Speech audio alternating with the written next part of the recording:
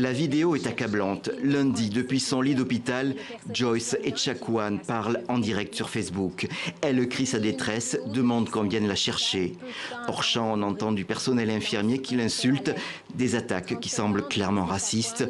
La malade appartient à la communauté Atikamekw, une des Premières Nations du Québec.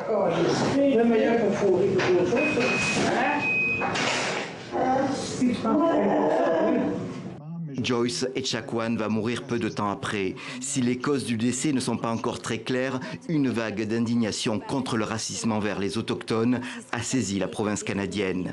Des premiers rassemblements ont eu lieu devant l'hôpital de Joliette, une petite ville au nord de Montréal, où se sont produits les faits.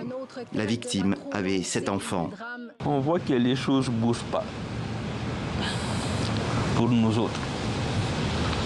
Mais qu'est-ce qu'on attend? D'autres personnes, d'autres victimes.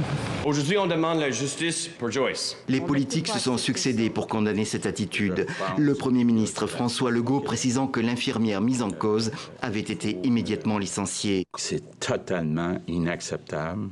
Mais ce décès survient juste un an après le rapport de la commission Vien qui concluait que les membres des Premières Nations et les Inuits du Québec sont bel et bien victimes de discrimination systémique dans leurs relations avec les services publics.